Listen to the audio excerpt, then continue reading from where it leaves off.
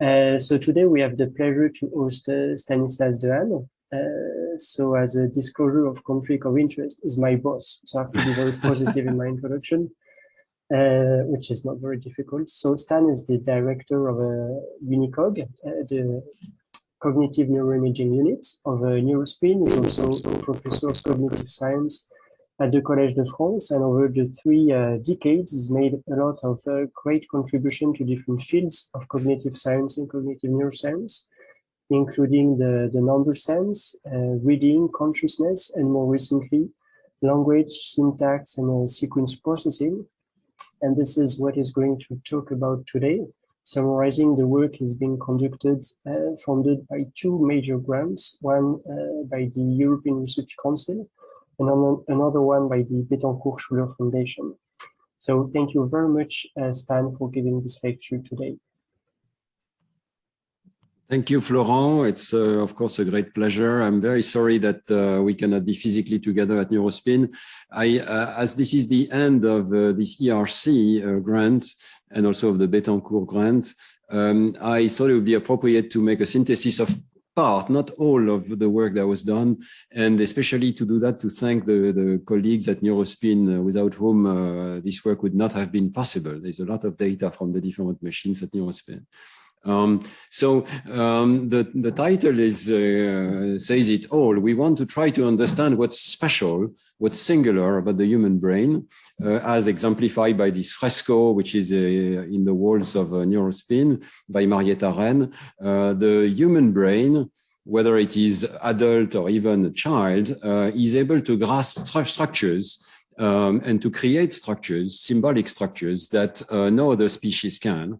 I'll start by this place. I was lucky enough to go to the south of France, to the Vallée des Merveilles, the Valley of Marvels, next to Mont Bégaud. And in this place, you can find 100,000 engravings of this kind, which are symbolic in nature, where you can vaguely recognize heads of bulls, for instance, but also rectangles, which appear to be fields.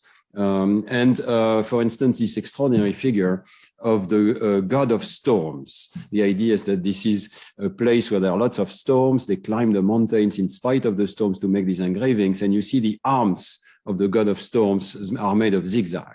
And of course, this place anticipates, it's dated about 3,000 years before Christ.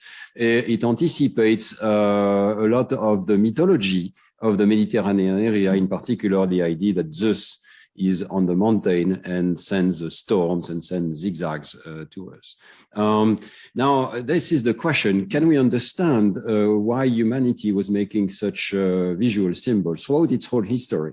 We can already find in Lascaux not only realistic pictures, semi-realistic, because it's already symbolic in nature, but below you can see a rectangle or a line of dots, and there are symbols like that, abstract symbols throughout paintings in paleoanthropology. You can find them in all sorts of cultures. This is in North America. You can find them at all scales. This is interesting because buildings like Stonehenge or this cromlech here, there is a circle, but you cannot see it. You have to have it in your mind, in the mind of the architect, before you build such a structure, because only now can we see the circle from a drone, but the people who built it could not see it, but could plan it. It's really fascinating that these symbols can be extremely old. This is probably the first evidence of symbolic thought in humans. It's at least 70,000 years old from South Africa, a network of parallel lines forming equilateral triangles. There's a zigzag here on the right, which is not even Homo sapiens, but seems to be Homo erectus from Java. And I take this opportunity to say that when the anthropologists find such structures, they always know it's a human. They have no doubt. And the reason is that no other species makes such engravings or such drawings. If you give pencils, even to trained chimpanzees, they don't produce regular geometric structures like that. Whereas our ancestors have been producing, even in stone, bifaces with regular geometrical symmetries, or I don't know if you know about the spheroids, perfect spheres of stone that were made a long time ago and were made by different cultures, apparently, even recently as well. So it means that we must be able to think of such structures. And of course, in recent times, these structures get more and more complexified, but you can still recognize the idea of the zigzag in the maze, for instance, in Chartres, together with a lot of much more complex geometrical structures in the plan, in the panels. The idea of the maze is interesting because it's one of these ideas that come in many different cultures again. So there is cross-cultural convergence, and you can already find the same sort of maze in Val Camonica in prehistory in northern Italy, not too far from Montbego, actually. So this is our question. Why is there this extraordinary and seemingly uniquely human capacity to generate such geometrical structures? And if we search at the level of the human brain, there are many factors that could explain singularity, but the link with symbols is not completely obvious. First of all, of course, our brain is larger. It has bigger pyramidal neurons, more complex pyramidal neurons, especially in prefrontal cortex, with a diversity of apical dendrites that may have more complex computations.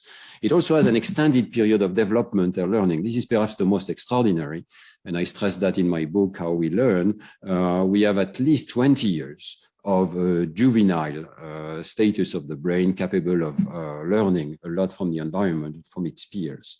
Of course, the enlargement of the brain is not all over the place, but as you can see in this red part here, it's more specifically concentrated in association areas, and in particular in the prefrontal cortex, parietal cortex, and middle temporal regions. And of course, it is accompanied by an increase in long-distance connectivity. This is illustrated here with the arcuate fasciculus, which is so much larger in humans in blue compared to what is the case in macaques, and also hemispheric asymmetries, the two hemispheres specialized in humans. But what I'd like to talk about today is the fact that somehow these extended networks allowed us to acquire languages and symbols. And I want to say, of course, languages in the plural here. I don't just mean communication language, I mean an internal ability to represent symbolic structures to capture, for instance, geometry. So these are going to be the hypotheses of my talk, and I'd like to present some data, by no means complete, about these hypotheses. First, I would like to postulate that humans are characterized by their capacity to attach discrete symbols to concepts and to combine these discrete symbols into nested structures. And I speculate that this is specifically human and allows us to create new concepts, in fact, an infinity of concepts, by combinations, by exponential recombination of existing concepts into novel expressions. So for instance, we can think of the concept of a quadrilateral as a four-sided figure, combining numbers and shape. Then we can think of a square as a quadrilateral with equal size and equal angles, etc. So I would like to argue that the man who conceived of this beautiful biface had in mind something like an expression that said two lines of equal length touching a circle. And of course, these structures are present in all sorts of domains, including the domain of communication language. But I would like to argue that it's not just spoken or language, it's also an internal language for geometry. So in this context, understanding would consist in compressing a mental object, whether it is linguistic, musical, or mathematical, into a minimal abstract symbolic structure. And the complexity is determined by the description length, the minimal description length in this language of thought, that is to say the shortest expression that can capture the object. So this object is simple because there is a short expression capturing it, and you understand it. And I would like to argue that it's not one circuit in the brain, but it's multiple distinct parallel brain circuits that all acquire the ability to represent symbols and recursive combinations. So these ideas derive, and I was very influenced by this seminal paper by Hauser, Chomsky, and Fitch in Science in 2002, where they say that for the language faculty, the core of the faculty lies in recursive merge operation, the ability to create these sort of recursive trees.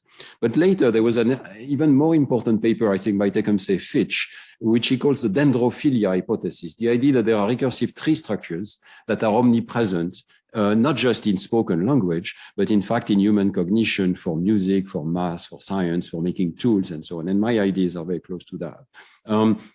There is perhaps one other person that needs to be mentioned here is Josh Tenenbaum, because Josh Tenenbaum's work is explicitly founded on this idea of symbolic recombination. There's a beautiful paper in particular by Kemp and Tenenbaum, already 2008, where they show how a generative grammar of concepts can generate all sorts of structures, line, rings, grids, maps, cylinders, and so on. And for instance, this algorithm, it's a pure AI algorithm, can automatically discover that a tree is the more appropriate structure for species, but a circle is more appropriate for colors, for instance. So I have in mind these sorts of ideas, that the mind has a sort of internal grammar that can generate all of the ideas that we can think of. And this set of ideas, a little bit like a giant coral growing as we educate ourselves.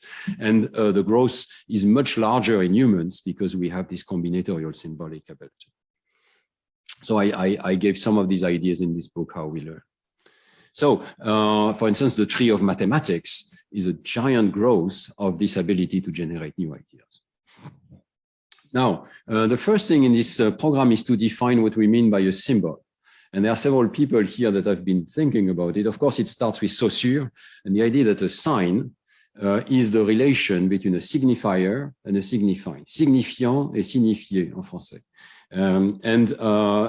According to the followers here, Charles Sanders Peirce, Terry Deacon, Andreas Nieder, we have to distinguish different types of signs, and this could be important for humans. There are first icons. An icon is a sign where there's a non-arbitrary relation between the signifier and the signified. So for instance, this is an icon. You don't have to speak any language to recognize this and to understand because you see a man at work. Okay. So you recognize the non-arbitrary relationship. Then the second level of Deacon, Nieder, Peirce is an index. This is when there is an arbitrary one-to-one relation between a label and a meaning, but the labels are not linked together into a combinatorial system. So these would be labels, indices. You see these labels, you understand their meaning because you've learned them, but there is no system that allows them to combine together. The number of the bus, number 63 here, is the same sort of label. You cannot add the number of two buses to get the third one, right? You can only have individual labels. So this leads us to the third level of symbols. This is when there is a complex combinatorial system of signs. It's a system on top of signs here that relates to the objects in a bidirectional manner. And notice that there is a system of relation between the signs that allows you to combine the signs together and to go back to the objects. So what's important to understand is there is an isomorphism. You have inside the system a set of relations between the signs that allow you to pre-compute without looking at the external objects and then go back to the objects to check your computation. So this is typically the case of the numbers as we know them.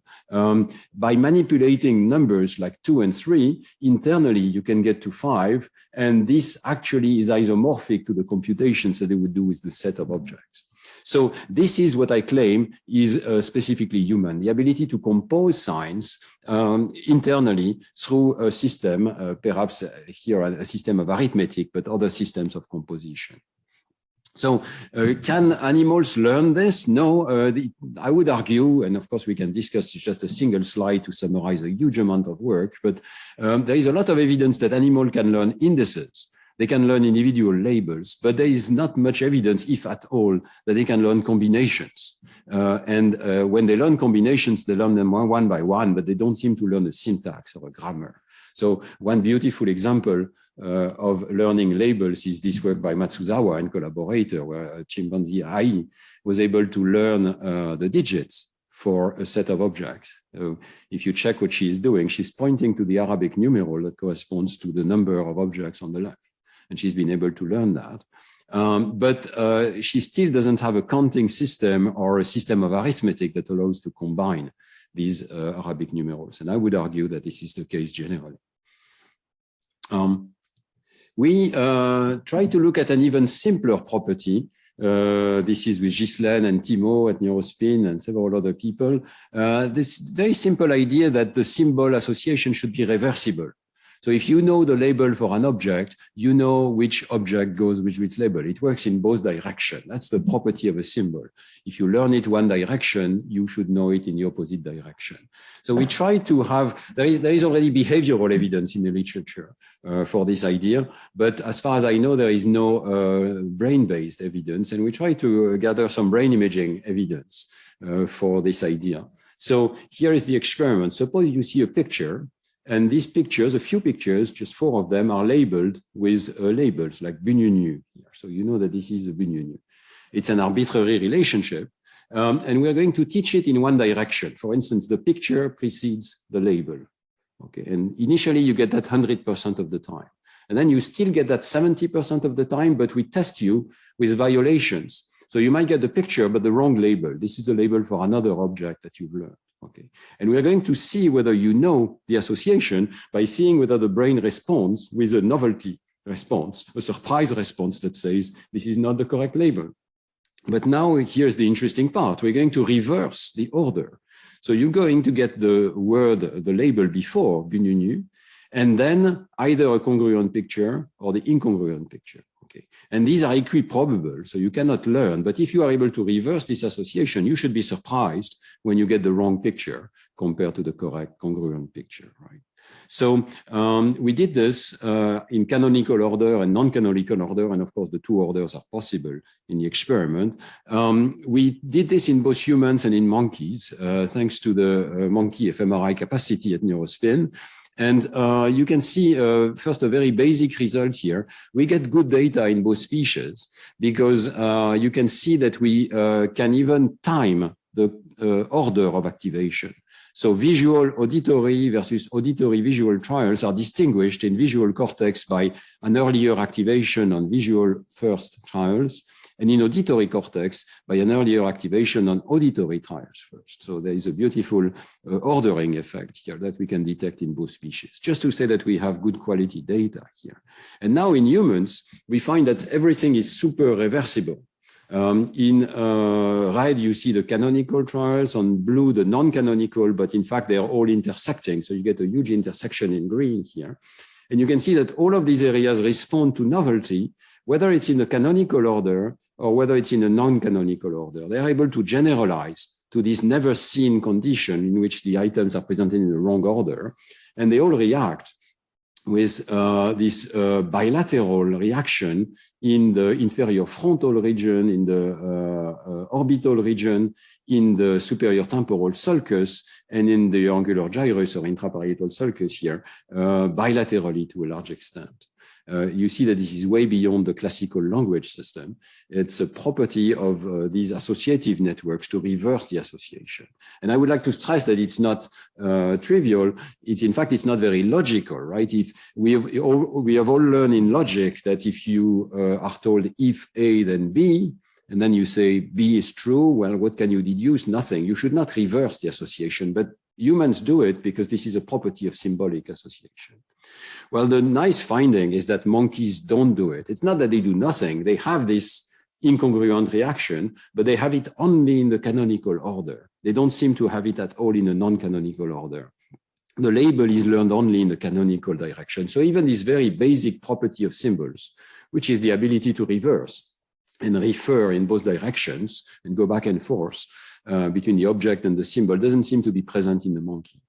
We are still in the process of finalizing this data. I think it's a very important data set. There is a second data set in which we don't use language labels, but we actually use pictures so that monkeys are not disadvantaged by the use of these linguistic labels. But still, we can see no reversible association. So it seems to be a solid finding here. And I find it exciting because it's sort of a minimal definition of difference between humans and monkeys.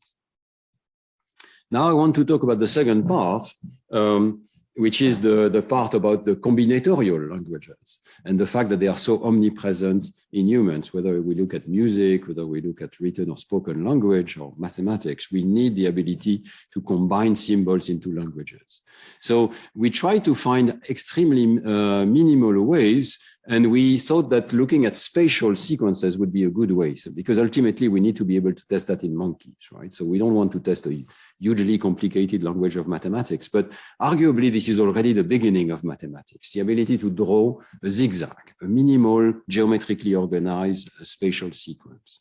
So with Maria Malrich, already a few years ago, and with several other people, including Mariano Sigman, we designed this very simple geometrical test that I'm going to test you right now. So the idea is very simple. You actually see the version I was given to preschool children. What you see is you have 8 locations on the screen here, and you're going to see a fish appear in some of these locations. He likes to hide in the different ponds, and you have to decide where he's going to go next. Let's see if you can decide where he's going to go next.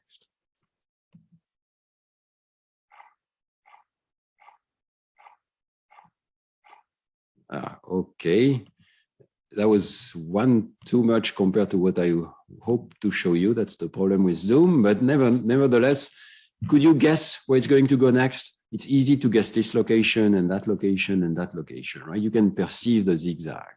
And it's not trivial because if you think about it, this is not even one trial learning. It's one half of a trial learning, right? From the first half, you already knew what was going to happen next. So it's a form of extreme generalization based on very, very little data. It's the first time you see this. Well, we found that in order to account for what's going on here, we need a sort of language. We need a language that is able to formulate that the zigzag, which we also call 4 segments, is made of segments of horizontal transformation, each time changing the starting point, right? And in order to express this sort of formula, which we claim that the human subjects have in mind, you need 2 things. You need geometrical and numerical primitives. You need, for instance, to say, well, I'm going to rotate around this circle, or I need a horizontal symmetry or vertical symmetry, so both rotations and symmetries. And you also need a recursive language, which in fact here is extremely simple. It's just repetition with variation. So you need to be able to express something like a zigzag is the repetition 4 times of the repetition 2 times of a symmetry operation, right? And you change the starting point in between. So we submitted subjects to many such sequences, not just the zigzag, but also, for instance, 2 squares, where you can draw one first square like this and then another square like this, or 2 rectangles, or other sequences. And we found that we could predict whether subjects were going to memorize the sequence based on the simplicity of the internal description, the length of the shortest expression that can compress the sequence, can capture it. We call this the minimal description length. It is similar to the Kolmogorov complexity in mathematics. And you can see here the percentage of errors that subjects will make, either in predicting the next item, or it's very much the same in memorizing the total sequence and being able to reproduce the total sequence. You see that we make a lot of errors, like 60% errors, for sequences that are completely irregular. This is this point on the right. But as soon as they are regular and can be compressed by this language of geometry, we begin to be much better. And it's not just French adults who are educated in geometry, but in fact, we can test preschoolers before they enter into school, or we can test Munduruku from the Amazon, who receive no formal education, and you still see this correlation. The language has to be a little bit simpler, and in particular, these more complicated sequences, which involve 3 levels of recursion, don't seem to be very well captured, but otherwise, there is still this effect of geometrical regularity. And I would just like to point out that there is a development of this geometrical ability. In fact, Elisa Castaldi, in a recent paper, independently of us, showed that the ability to memorize such sequences grows with age and is a predictor of formal geometry in school-based topics. So both non-symbolic geometry, this is the sequence test, and number perception are predictors of formal geometrical ability. So what's important to remember here is that we are testing something which should be beyond working memory. 8 items, it's supposed to be beyond working memory. But the memory does not depend on length. Memory depends on regularity. Memory depends on minimal description length inside this internal language. Now, this is behavioral evidence So it's indirect. We try to gather more direct evidence. First of all, with eye tracking, it's very simple. We can ask subjects inside the scanner to look at these sequences, and we just ask them to move their eyes to the different locations. But of course, they don't just move their eyes, they actually anticipate. If the sequence is regular, their eyes land at the proper location even before the location appears. And so we did that in the fMRI, in Neurospin. You can see the behavior inside the fMRI. By the way, I would like to thank all the people who contributed to having good eye tracking in the 3 Tesla scanner. This is all data from the scanner, so it's very regular. And you can see this is an anticipation index, which very quickly decreases as we present the sequence the first time, then the second time, then the third time. So of course, if the sequence just goes around the circle, it's very easy to anticipate, and you get a lot of anticipations. This is compared to a control sequence in gray, where there is no regularity. This is the most complex sequence we have here. You can see that you get anticipations in all conditions of geometrical regularity, which in fact, the amount of anticipations, but also the structure of the anticipations reflect the regularities. For instance, if you draw 2 squares, you see the anticipation inside the first square and then inside the second square, and it's a bit more difficult to know where the square is going to start. So this is very much reflecting the structure of the postulated language of geometry. Once we have this, we can just have subjects in the scanner doing this eye tracking task. We are not asking them anything more than just track the objects with their eyes. And we can see that, in fact, there is an entire brain network, bilateral, that tracks the complexity of the sequences. It has more and more activation as a function of the increasing complexity of the sequences. This is work that was done with Liping Wang when I was still in the lab. And even if we control for things like saccade distance or memory demands, and we remove all areas that could be confounded, we still find this inferior frontal region bilaterally, a bit more on the right. You can see that it's not overlapping with language areas. I'll come back to that in a second. It's slightly more dorsal than Broca's area. And we get an even more dorsal activation and more striking activation if we take into account not just the theoretical complexity, but the actual anticipations by the subjects themselves. How much were they able to anticipate? The point is that as you increase the complexity of the sequences, you get a collapse because the sequences begin to be too difficult for some subjects to anticipate, even though they have a certain degree of regularity. And so if we take this into account, we find that the dorsolateral prefrontal cortex, the middle frontal gyrus, is also heavily involved. The interesting point is that even though we need a language to capture this sort of geometry, it's not natural language. So the natural language areas, which are shown in red here in an independent localizer for sentences, are totally inactive during this geometric task. They barely exceed 0. Sometimes they're even inhibited, like the anterior STS here. What is being activated is a network for mathematics. And for instance, we can isolate it by calculation. We just ask subjects for a very quick localizer, a few minutes of mental calculation. We find these areas in blue here, and these areas in blue are activated by the geometric protocol and tend to increase with complexity here.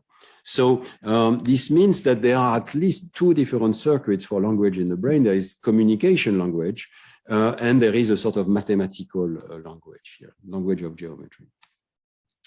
We also gathered magnetoencephalography evidence, and this is the beautiful work of Fosca Al-Rumi in Neurospin. The great thing about magnetoencephalography is that now you can track each individual item through time, which is not possible with fMRI. With fMRI, we only see the global activation to a given sequence.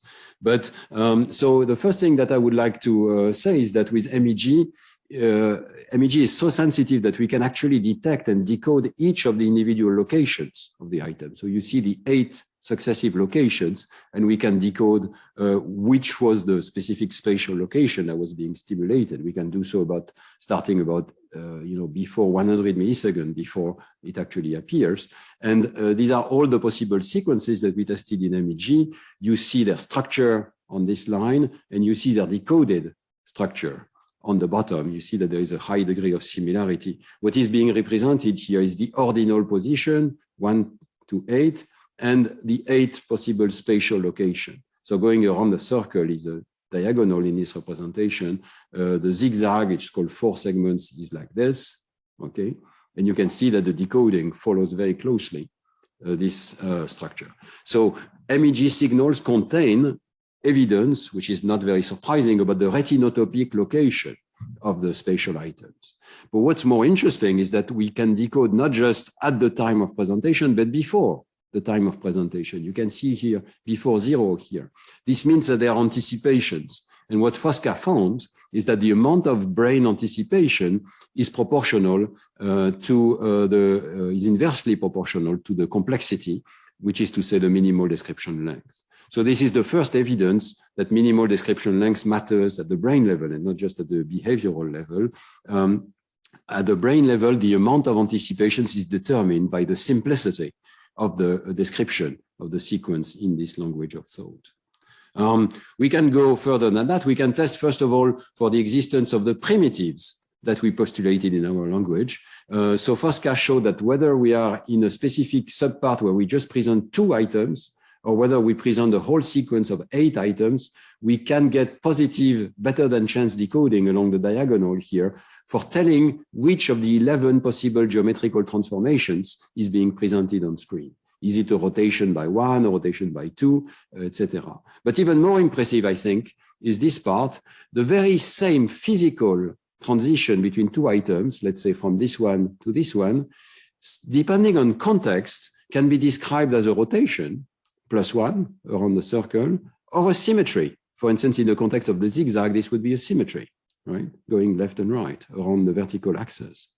This depends on context, and we found that we could decode which meaning the subject attributed to the very same physical transition. So the physical events are the same, but the subject says, oh, I see it as a rotation, because in this context, it's a rotation around the circle, or I see it as a vertical symmetry.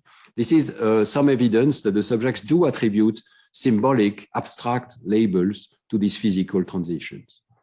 And the last bit of evidence is that we could find that in MEG, the subjects actually structure the sequence according to the language that we propose. Remember that the language is a sort of nested repetitions, nested for loops, which say, for instance, do 2 times horizontal transition and repeat that 4 times global, right? So the language predicts that sometimes there should be groups of 2 and sometimes there should be groups of 4.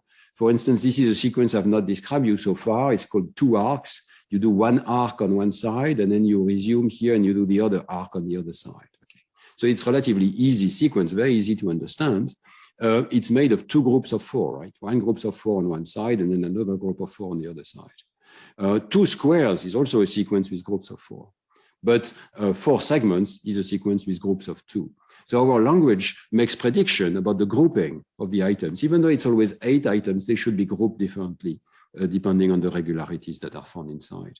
And this is very easy to see in MEG. Of course, it was a lot of work by Fosca, and his paper just published in Neuron a few months ago. But you can see in the power spectrum, first of all, you can decode which are these numbers. So you can decode that the subject is encoding this as the first and this as the second, and this as the first and this as the second. And in this sequence that he decodes them as 1, 2, 3, 4 and another set of 1, 2, 3, 4. And then if you do the power spectrum of these decodings, you find a peak at the proposed grouping frequency. So you always find a peak at the main frequency of stimulating 1 item at a time, but you find half of this frequency for groupings of 2 and 1/4 of this frequency for groupings of 4, suggesting that there is a validity of this language of thought to capture MEG signals. So this is just a summary of what I've shown you. We need a language of geometry to understand how subjects encode sequences. Length is not sufficient. It's really minimal description length inside a system that compresses the information, which is associated with a dorsal, occipitoparietal, and prefrontal cortex system, and a capacity to group the items according to the proposed language of thought hypothesis.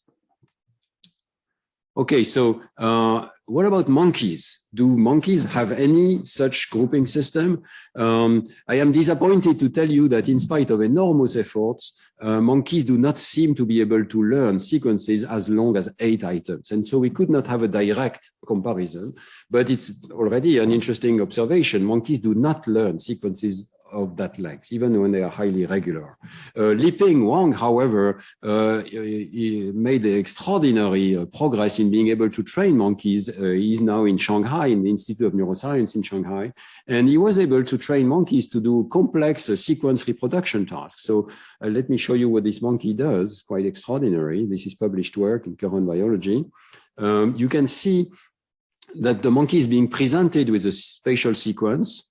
There are 6 possible locations, and then the monkey reproduces the sequence. And Liping was able to show that they can reproduce the sequence not only forward, but also backwards. So you show them ABC and they do CBA. And it goes all the way to length 4. So I'll just let you see some of these examples. You see stimulation of 4 successive locations now, and the monkey reproduces them in the opposite order. So there is no doubt that monkeys have a very good spatial memory. This is already quite impressive and in fact not so easy to explain according to Chomsky's formal grammar, because this is essentially equivalent to nesting and requires a stack. So the monkeys must have a stack in their heads to stack the locations, and then so first push them on the stack and then pop them out of the stack, right? But what do monkeys do that is different from humans? Sorry. Well, the first thing is that learning is enormously slower than in humans. It takes tens of thousands of trials to get to this sort of behavior, whereas in humans, in the preschoolers, just take a few trials, 2 or 3 or 4 trials of examples, and then they can do it. And second, it seems that monkeys have zero grasp of the geometrical structures of these tasks. So one very nice analysis that Liping did was to group the sequences according to the patterns. For instance, the simplest possible pattern is +1. You do the 4 locations in successive locations around the circle. And there can be 12 such patterns, right? According to where you start and in which direction you turn. So 12 sequences that correspond to this particular pattern. And then there are other patterns, there's 30 possible patterns of a geometrical organization like this.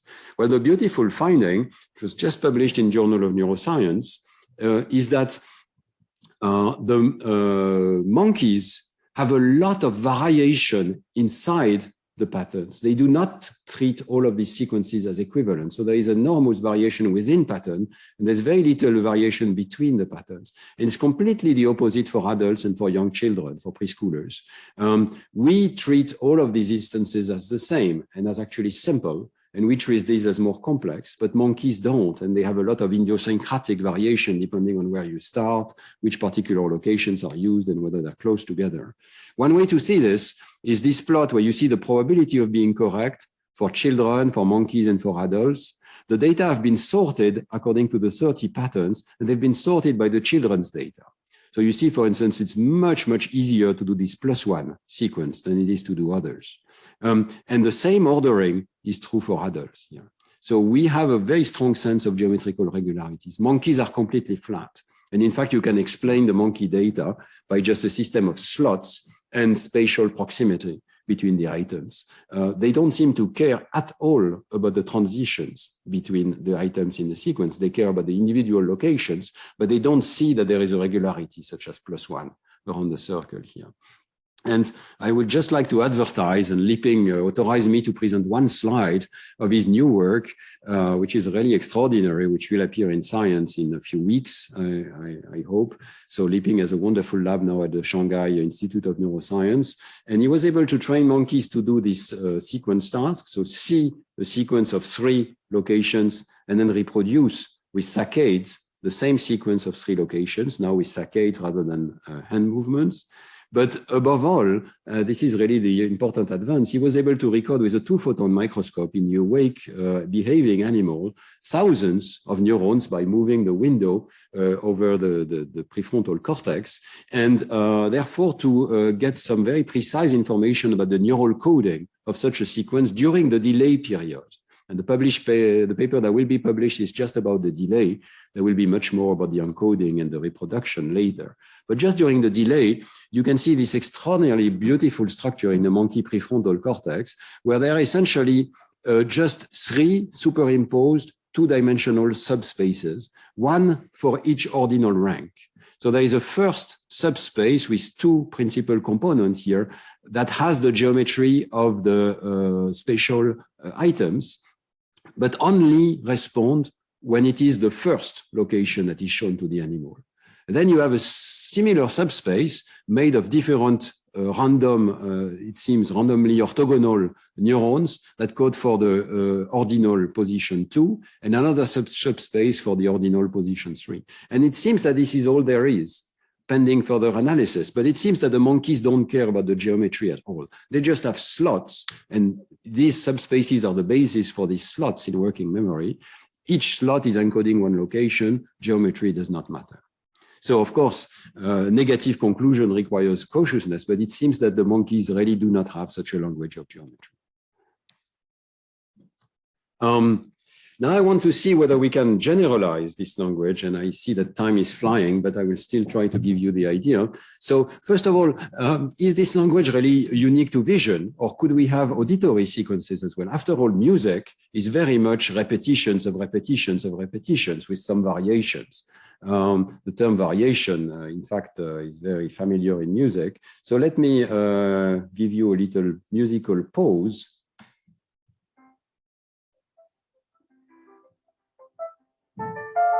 So you all know the first prelude in C major from the Well-Tempered Clavier. And it can be described as zigzags in sound, right? Going up and down and up and down. I wouldn't claim that music is just zigzags, but I would say that perhaps the concept of zigzags applies to music. So we try to test this, and this is the work of Samuel Planton and Fosca and myself. Samuel had this first paper, and we have a second one in preparation, to see whether our language, completely unchanged, would apply to auditory sequences. Let me give you an example. I hope you can hear this.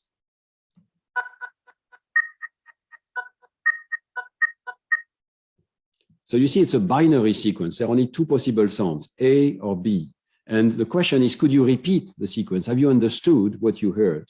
Would you be able to repeat it? Let's give you a second trial.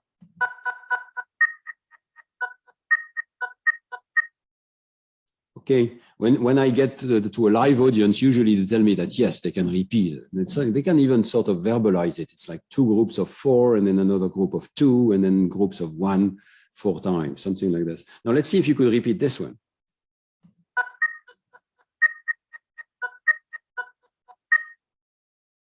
This is a sequence of maximal complexity according to our language. And you see how hard it is. These are 16 items, so it's far above your working memory, and it's really impossible. Let me give you a second time. So I hope you're convinced that 16 items is way beyond your auditory working memory, but it's possible to encode the sequences if they are regular. I can give you another regular one here.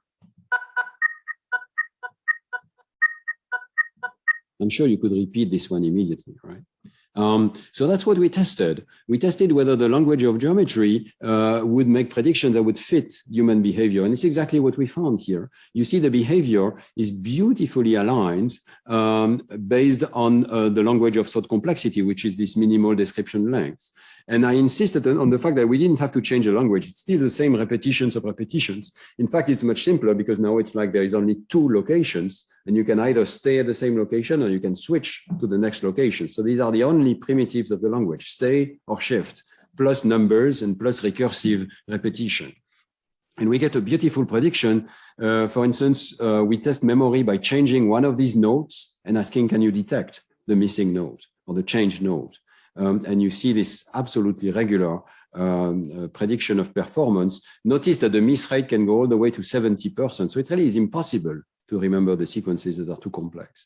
But it's possible to do so according to their reduced complexity. And I will go very fast now, but we went to fMRI and we went to MEG with Fosca. And again, we find that there is a beautiful network of areas, not the same as before, that correlates with complexity. You see its increase of activation with complexity, and again, a slight decrease when the sequence is too complex and can no longer be encoded, although the subjects try. You see that this network now involves more premotor areas, not so much anterior as before, and also some superior temporal sulcus region.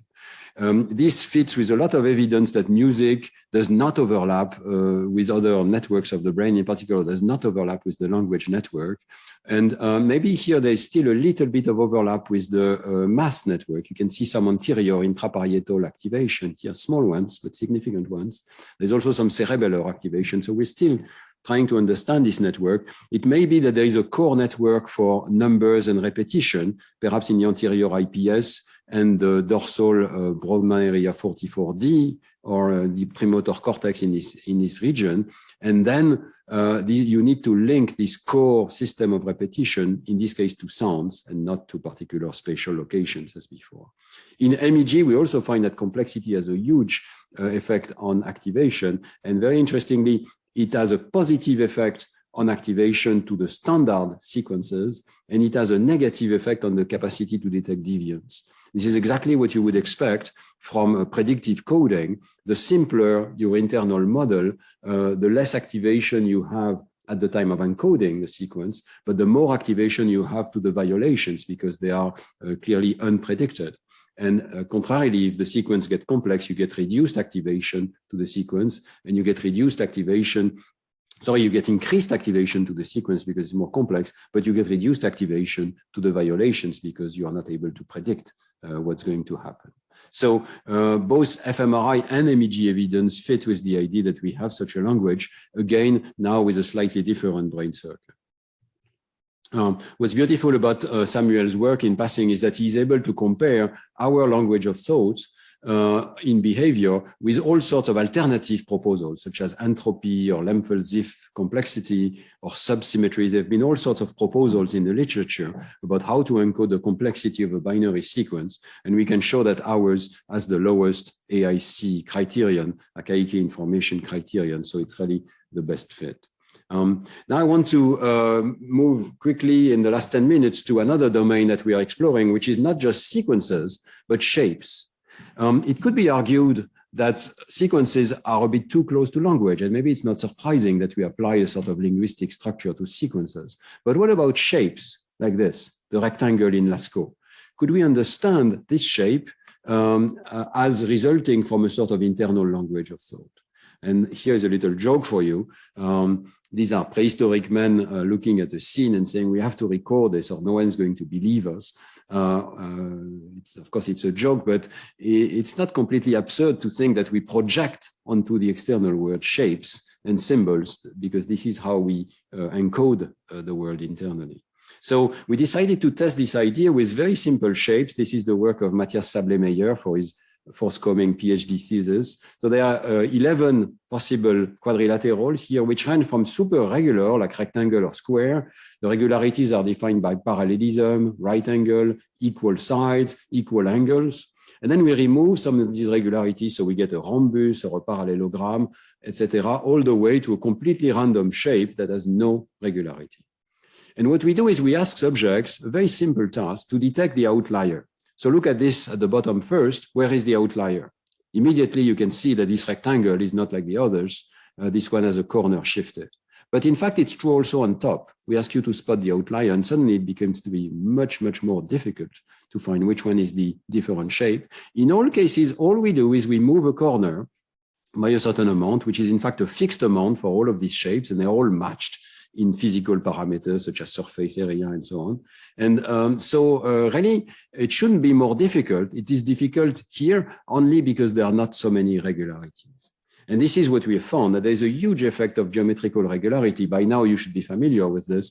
We reach as many as 40% errors for a random shape. It's very difficult to know which corner has been moved, but it's extremely easy when it is on a rectangle or a square or parallelogram, and it gets progressively more complex as we lose the geometrical regularities here. And very quickly, because I'm out of time, I want to say that this is probably a human universal. We tested all sorts of variations of this experiment. For instance, classical visual search Anne Treisman's classical task, subjective ratings, we can present the items in sequential format. So just presenting the 4 corners in a particular sequence is enough to elicit this effect. And most importantly, we can test preschoolers or Himba from Namibia, a bit similar to the Munduruku. These are people with very little access to formal education, and they still show this regularity effect. You can see that there is more noise. I call it noise for now. I will come back to that in a second, but we can also explain that. But notice how beautifully regular this effect is, right? It's really a very deterministic determinant of behavior, this geometrical regularity effect. So now we can ask, is this present in non-human primates? We are very lucky to collaborate with Joël Fagot in the south of France, and Joël put together this amazing facility for baboons, where the baboons are in semi-freedom outside, and at any time they can enter these testing booths with these little doors here, and inside they find a computer system that recognizes them and presents them some training trials with a touch screen, and they get rewarded. So essentially, these baboons are trained with a sort of video game. At any time, they can play video games, and they play at sometimes at 2 in the morning. The system allows to get something like 1,000 trials of behavior per day, per animal. So it's a hugely productive system. And what we did with Joël was we first trained them with this intruder task. They were trained with things like flowers, and you have to click on the screen at the intruder, which is different from the other ones. We train them with that. Then we train them with all sorts of new shapes. These are pairs of shapes. So one can be the intruder and the other can be the standard shape repeated 5 times. And they were able to do this with this training set. And then we generalized them to this testing set and showed that on the very first trial, they were doing much better than chance. So in one word, we really made sure that the baboons understood the task. The task is to find the intruder. And then, only then, did we switch them to our geometry task. And what did they do? They had a completely flat pattern of behavior across all of these shapes, even though some are regular and some are irregular. They didn't care about the regularity. They were doing better than chance, not much. You can see at the first point here, this is the first blocks of 33 trials. They are about 75%, which is better than chance, which would be 1 out of 6. But they are not very great. And then they get better. But even as they get better, they are still not determined by geometrical regularity. So they don't seem to care about geometrical regularity like we do. This is the correlation of the baboon error rate with the human error rate. You see not much of a correlation. However, all the baboons are correlated with each other. These are all of the different baboons as a function of training. And you see that they get more and more correlated. The map gets more and more hot here. So they are not doing something random. What are they doing? Well, in one word, what we showed in this recent PNAS paper is that a convolutional neural network, classical CNN, such as AlexNet, for instance, trained on natural images, can explain what the baboons do. We can predict baboon behavior by saying we're going to get 6 activation vectors for these 6 shapes, and we're just going to pick the shape that has the most distant vector from the mean of the others, and we call that the outlier. If we do that, we can predict the baboon behavior. You see all the baboons here, and they all have a very strong loading on this convolutional neural network predictor, but not at all on another model, which is the symbolic model, which is just the one where you count the regularities. Are 2 sides equal? Are 2 angles equal? Are the sides parallel? And so on and so forth. And this symbolic model, on the other hand, is a very good predictor of the human behavior. So all of the humans cluster together with the symbolic model, all of the baboons cluster together with the neural network model. And I promised you to go back to this data. It's the Himba and the preschooler, the people who are uneducated. They have a significant contribution of both predictors. And that makes a lot of sense because we think that in fact there is a mixture of 2 possible strategies. You can look at these shapes as you would look at a face or at a scene, and then you would process it through your ventral visual pathway, and the predictor would be the convolutional neural network. We know that these models are becoming good predictors of the ventral visual pathway activation. But if you're a human and only a human, then you can also use this symbolic model. And the more you're educated, the more you rely on this symbolic model to decide which shape is different. I would like to point out that this is, by the way, an amazing failure of AI, of convolutional neural networks. They are a good model for baboons, but they are unable to capture what humans do, even with something as simple as a square. It's crazy, right? We think that these models are advanced, but they don't capture what we think of as a square. And I would like to point you that this is not new. There are some evidence. There's a website where you can submit images and it will tell you how it's being classified by AlexNet or similar networks. And sometimes it fails dramatically. And here is an interesting example. This beautiful picture of the inside of a fridge has been classified as ping pong balls with 99% confidence. You see, it's a huge amount of confidence. These are not ping pong balls, of course. They look maybe a little bit like them somewhat, but what the network has been missing completely is the shape, the importance of the axis of symmetry of the egg, as opposed to the sphere of the ping pong ball.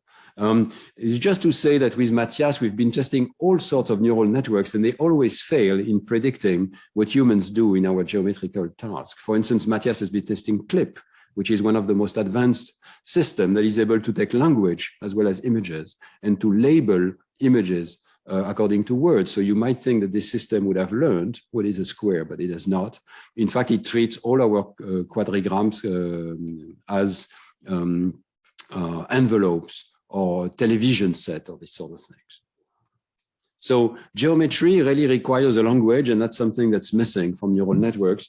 I will just close now. I think I'll just take a few more minutes to tell you where we are going. We're still a far cry from understanding all of the shapes that humans have been producing, but we are still trying. And so we have now complexified our language somewhat to go a little bit further and try to account for some things like the spiral and the circle, for instance. And it turns out, this is an unpublished paper by Matthias Sable-Meyer, that we can do so with a rather simple language. It requires elements of geometry such as turning or tracing and being able to trace a continuous shape.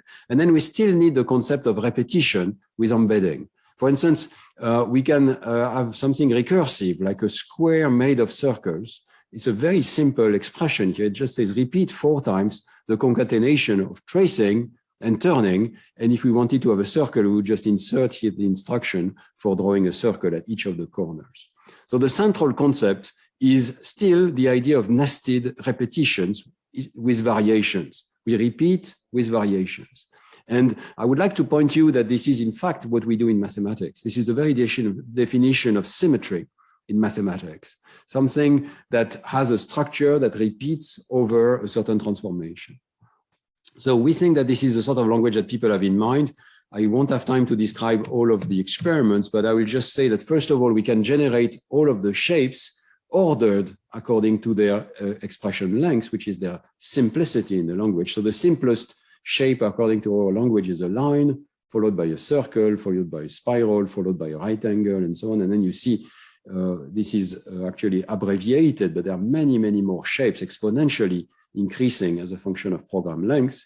And the first experiment we did was just to show that once again, working memory, both in terms of encoding time and in terms of choice time, choosing one figure among these possible choices is determined by the program cost, which is the length of the expression, even if we correct for the slight differences in the luminance of these pictures. We still get a very strong contribution of the minimal description length, which is called program cost here.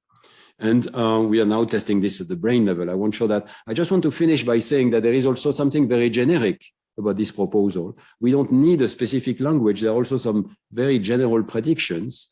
One of them is illustrated here, is that if you repeat an instruction, for instance, you draw 4 squares instead of just 1, it's extremely easy. You just call the program for a square, and then you insert it into a longer loop. So the length of that program is still going to be the length of the original instruction, plus some constant for the loop around it. And likewise, if you concatenate, or especially if you embed, so you draw a circle of squares, for instance, or a square of circles, well, it's just going to be the length of the original 2 programs plus some constant for embedding one inside the other, which is just a few instructions or 1 instruction for embedding. So in a very quick way, I'm sorry, I don't have time to present all of the details, but I'll just tell you that these regularities are true in behavior. The if we see here 5 different shapes.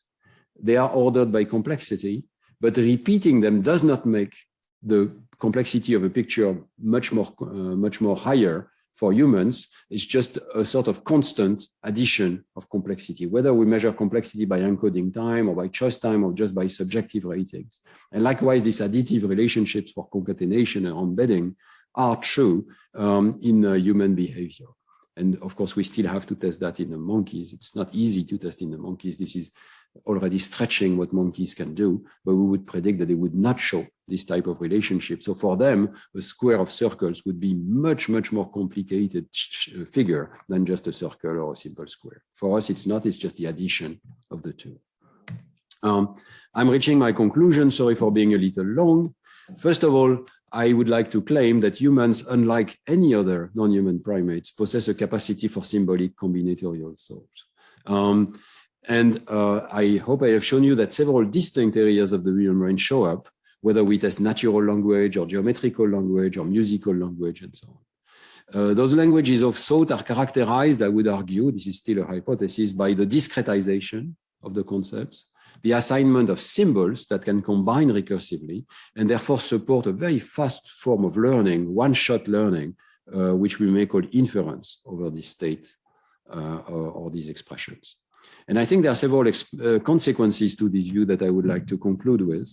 The first is that all humans think very much in the same way at the beginning. We all consider the same expressions as simple, and we all start from this simplicity towards more complex concepts. So this could explain why there is so much cross-cultural convergence, could explain why people in Lascaux were already thinking of a rectangle, or whether the Pascal triangle was in fact invited completely independently by the Chinese. We have the same notion of simplicity in mathematics. And this may explain why we have the same mathematics throughout the world. And the second point is that the space of possible concepts is exponentially large in humans. We have a capacity to generate essentially infinitely many concepts. This has created an enormous expansion of representational abilities, and it may explain why we are able to understand the world so well at the level of the universe or at the level of particles, particle physics, because we have this expansion of conceptual abilities. It also explains why cultures invented crazy concepts. Out of the possible concepts, we have chimeras, an animal with the head of another animal, or the hydra here with 7 heads. It's just a very simple mental expression, so a snake with 7 heads, but it's enough to create a mythology, right? And I would like to argue that this is the case in mathematics as well. This is a sign from a manifestation, a demonstration against Trump. But you can see the symbol, the square root of -1. It's absolutely fantastic that we can think of things like the square root of -1. It's an expression, so we can think about it, even though initially it seems meaningless. But then we apply it to the external world, and unlike the chimera or the god of storms, we find that it is useful in physics. And so we learn to operate with these sort of expressions mentally, and this is the origins of our ability to do physics and mathematics. So I leave you again with this metaphor of the coral expanding enormously, a tree structure that allows us to express so many different concepts. Because the tree is so large, there is, of course, cultural divergence and cultural evolution. Different cultures select different concepts, and language may be extremely useful to communicate to each other. I speak now about external language, communication language, may be extremely useful to select what are the most useful and productive concepts and to pass it on to our children. This is an education system. And I would like to claim that language acts as a catalyst. We don't really think in English, we don't think in French, but we use French or English to teach to each other what are the relevant concepts. We bring them together like a catalyst does, and then they click together in this internal language of thought. That would be my hypothesis about the role of external language to help us select among this extraordinary expansion of representational abilities. So this is the end of this talk, and I would like to thank all of the people at Neurospin who made this possible.